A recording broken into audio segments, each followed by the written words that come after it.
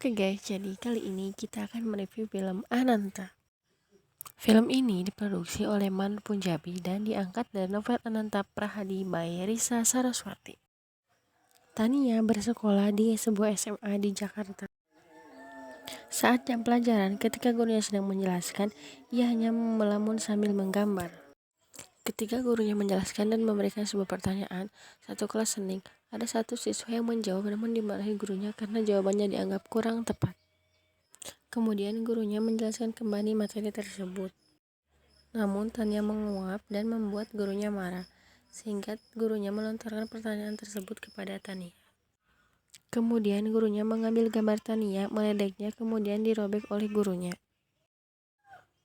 Kemudian gurunya memberikan pertanyaan kepada Tania mengenai sebuah seni, namun Tania hanya terdiam. Kemudian gurunya mengejek dan mengata-ngatai Tania. Namun, setelah gurunya pergi dan membalikan badan dari arah Tania, ia pun menjawab pertanyaan gurunya. Saat berjalan, gurunya terdiam mendengar jawaban Tania. Namun, ketika Tania ingin menjelaskan lebih banyak, gurunya menyuruh Tania untuk berhenti menjawab. Kemudian Tania mengelak penjelasan gurunya tentang seni menurut Ki Hajar Dewantara. Kemudian Tania menyatakan bahwa jawaban temannya tadi benar. Kemudian satu kelas tertawa mendengar ucapan Tania. Gurunya marah dan menyuruh semua anak-anak untuk diam. Kemudian orang tua Tania dipanggil ke ruang kepala sekolah untuk diberi nasihat karena Tania dianggap sudah mempermalukan gurunya di depan siswanya. Kemudian ada laki-laki yang menghampiri Tania ketika sedang menggambar di mading sekolah.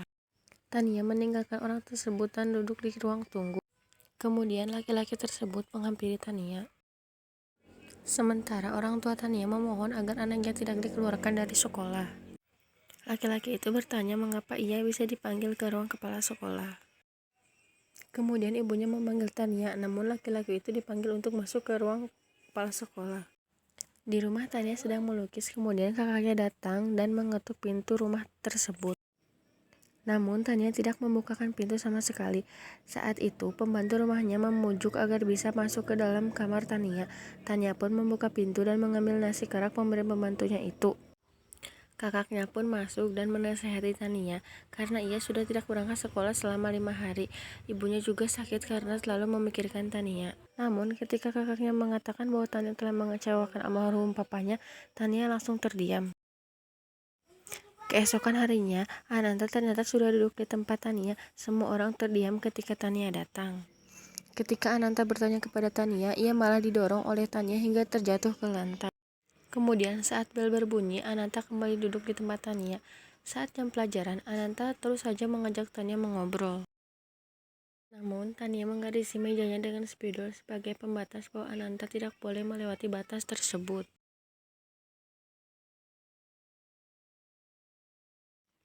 Ananta mengajak Tania untuk berkenalan, namun Tania hanya diam. Tania menjawab bahwa ia tidak mau dipanggil Teteh, Tatan, dan ia tidak mau mengobrol dengan Ananta. Namun Ananta menjawab. Kemudian Tania memukul meja sangat kuat hingga guru dan temannya melihat ke arahnya. Ananta panik dan langsung berdiri melanjutkan ucapan Tania dengan sebuah puisi. Kemudian gurunya terkesima dengan puisi buatan Ananta dan menyuruh semua teman kelasnya untuk bertepuk tangan. Ketika jam istirahat, Tania duduk sendiri, kemudian Ananta menghampiri. Saat Tania ingin pergi, kemudian ia tertahan karena mendengar tawaran dari Ananta yaitu nasi kerak. Setelah itu, kedekatan mereka terus berlanjut dan teman-teman yang lainnya bergabung bersama mereka. Pada suatu hari, ketika Tania akan berangkat sekolah, namun penuh dengan kegembiraan, keluarganya sampai bingung mengapa Tania tidak seperti biasanya. Ananta sangat tertarik dengan lukisan Tania. Lukisan itu bisa bernilai. Ananta tidak sengaja memberitahu Tania bahwa ia menjual hasil lukisan Tania kepada teman-temannya. Ananta takut Tania marah karena ia menjual lukisan Tania, namun Tania malah menawarkan Ananta untuk melihat lukisannya yang lainnya. Kemudian Tania mengajak Ananta ke rumah tempat Tania melukis. Ananta sangat terkejut melihat hasil lukisan Tania yang begitu indah dan memiliki makna yang sangat dalam. Saat keluarga Tania sedang kumpul, bibinya datang dan memberitahu kepada keluarganya bahwa Tania memasukkan laki-laki ke dalam kamarnya. Ananta menanyakan sebuah lukisan kepada Tania, namun Tania menjawab bahwa ia tidak menjual lukisan tersebut. Tania menawarkan Ananta untuk menjadi makalah lukisannya dengan 3 syarat. Yang pertama, ia tidak ingin bertemu dengan klien. Yang kedua, jangan tanya maknanya, jika tidak tahu ya sudah. Yang ketiga, Jangan pernah membandingkan lukisan Tania dengan lukisan siapapun.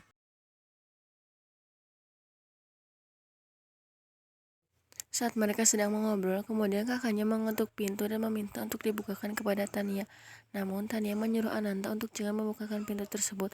Namun Ananta panik dan membuka pintu tersebut. Kemudian Ananta bersalaman kepada kakaknya. Ananta bersalaman kepada bibinya yang ia kira ibunya. Ia minta maaf karena telah masuk ke kamar Tania, padahal ia masuk hanya untuk melihat lukisan Tania. Tania menjelaskan bahwa itu bukan ibunya, itu adalah bibinya. Ketika Ananta ingin pulang ke rumah, tiba-tiba Kak Tiara memanggil Ananta untuk ikut makan malam bersama keluarga. Namun Tania menyuruh Ananta untuk menolak tawaran kakaknya tersebut. Namun Ananta menawarkan diri untuk memasak makanan kesukaan Tania, yaitu nasi kerak. Ananta dan bibinya membuat nasi kerak di dapur. Ketika makanannya jadi, kakaknya dan juga ibunya memuji makanan Ananta. Ketika sedang akan makan buah, ibu Tania bertanya kepada Ananta bahwa ia akan melanjutkan sekolah kemana setelah ia lulus. Namun Tania menjawab bahwa Ananta akan menjadi makelar lukisan Tania. Kemudian Tania membuat surat perjanjian dengan Ananta bahwa hubungan mereka hanya sebatas karyawan dan juga anak buah. Kemudian Tania mengambil pisau dan merobek jari Ananta menggunakan pisau tersebut. Darah Ananta ditandatangani ke dalam surat perjanjian tersebut. Panik melihat darah, Ananta pingsan. Kemudian Tania membuka galeri lukisan. Ternyata banyak yang minat dengan lukisan Tania. Banyak sekali orang yang datang berkunjung. Namun ada suatu orang yang berkata bahwa Tania adalah pelukis amatir yang bisanya meniru lukisan orang lain. Tania marah dan menyuruhnya untuk pergi. Kemudian Tania membuang semua lukisan-lukisan. Ananta menghampiri dan berusaha untuk menghentikan Tania. Ketika Tania akan membuang lukisan ayahnya, kemudian ia terhenti dan mengusap lukisan ayahnya. Kemudian ia duduk dan dihampiri oleh Ananta. Ia bersandar di bahu Ananta, menangis dan menceritakan semuanya kepada Ananta. Ananta selalu menemani Tania kapanpun. Suatu hari Ananta tidak tahu pergi kemana. Tania mencarinya. Tania sangat gelisah karena Ananta pergi begitu saja. Tiba-tiba ada suara mobil menghampiri ke rumah Tania. Ternyata itu adalah Ananta. Tania berlari dan menemui Ananta. Ternyata Ananta pergi ke Yogyakarta untuk menemui pemilik galeri Haryono. Ananta membawa pemilik galeri tersebut untuk menemui Tania. Pierre memperkenalkan dirinya kepada Tania. Kemudian Pierre mengajak Tania untuk bekerja sama agar lukisannya bisa dipajang di pameran. Tania menyetujui untuk bekerja sama dengan Pierre. Namun Tania tidak mau disuruh melukis oleh Pierre untuk lukisan tersebut. Kemudian Pierre merayu Tania agar ia bisa melukis untuk di pameran galeri tersebut. Kemudian Tania menyetujui dan akan melukis untuk. Pada malam hari Tania membangunkan Ananta bahwa ia merasa gelisah dan jantungnya tidak enak. Ternyata ia jatuh cinta kepada. Kemudian Tania mengajak Ananta ke Yogyakarta untuk menemui Pierre. Ketika mereka sampai, Tania dan Ananta merasa terkejut melihat seseorang yang membukakan pintu kamar. Kemudian Ananta dan Tania pergi meninggalkan kamar Pierre. Kemudian Tania memberikan lukisan yang diinginkan oleh Pierre kepada Ananta agar ia bisa memberikannya kepada Pierre. Keesokan harinya Ananta menemui Pierre untuk memberikan lukisan tersebut. Kemudian Pierre menjelaskan kesalahpahaman tadi malam. Kemudian Ananta membawa Jack menemui Tania.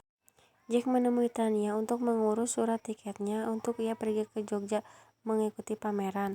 Kemudian Tania pergi ke Jogja dan mengikuti pameran di galeri milik Pierre. Ternyata banyak sekali peminat lukisan Tania. Setelah selesai acara, Tania dan Pierre pergi ke sebuah tempat di mana itu adalah tempat favorit Pierre. Tania terbayang wajah Ananta dan ia memutuskan untuk kembali ke rumahnya untuk menemui Ananta di sana. Saat ia pulang, ia senang sekali bisa bertemu dengan Ananta. Namun saat itu ia melihat seorang wanita di dalam ruangan tersebut. Ia bertanya kepada Ananta siapakah orang tersebut. Ternyata orang tersebut adalah calon istri Ananta. Tania marah dan menyuruh Ananta pergi. Tania menjadi tidak fokus dan menjadi sangat sedih karena ia kehilangan Ananta.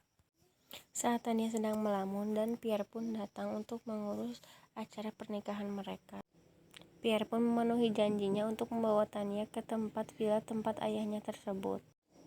Setelah sampai di sana, mereka pun langsung masuk dan melihat foto-foto dan piala yang ada di rumah tersebut. Namun, mereka terkejut ketika melihat sebuah foto dan ada Ananta di dalam foto tersebut. Kemudian Sukma datang dan memberikan surat titipan dari Ananta kepada Tania. Tania duduk dan membaca surat tersebut. Isi surat tersebut adalah pernyataan bahwa Ananta sering merawat villa tersebut.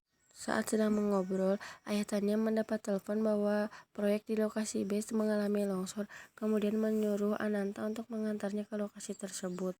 Namun karena khawatir, ayah Tania membawa mobil dengan kecepatan tinggi dan menyebabkan kecelakaan di jalan. Mobil mereka terjungkal, kemudian ayah Tania dan juga Ananta mengalami pendarahan. Namun, Ananta masih bisa selamat, sementara ayah Tania sudah sadarkan diri. Kemudian ayah Tania menitipkan pesan kepada Ananta agar bisa menjaga Tania. Kemudian Ananta mencari Tania ke kota untuk bisa menjaga Tania.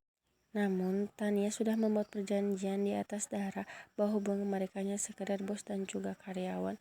Jadi Ananta tidak berharap apa-apa kepada Tania. Ternyata akibat dari kecelakaan tersebut, pecahnya pembuluh darah di otak Ananta semakin parah hingga menyebabkan sel darah Ananta membeku di dalam kepala. Kemudian dokter mengatakan bahwa Ananta hidup tidak akan lama lagi. Kemudian Ananta mencari seseorang yang bisa menggantikan Ananta di hidup Tania. Ia pun melibatkan Sukma di dalam hal ini agar bisa meyakinkan Tania bahwa Ananta tidak bisa selamanya ada di hidup Tania. Tania pun menangis, kemudian ia keluar dan memanggil Ananta. Kemudian Pierre memeluk Tania, menenangkan Tania.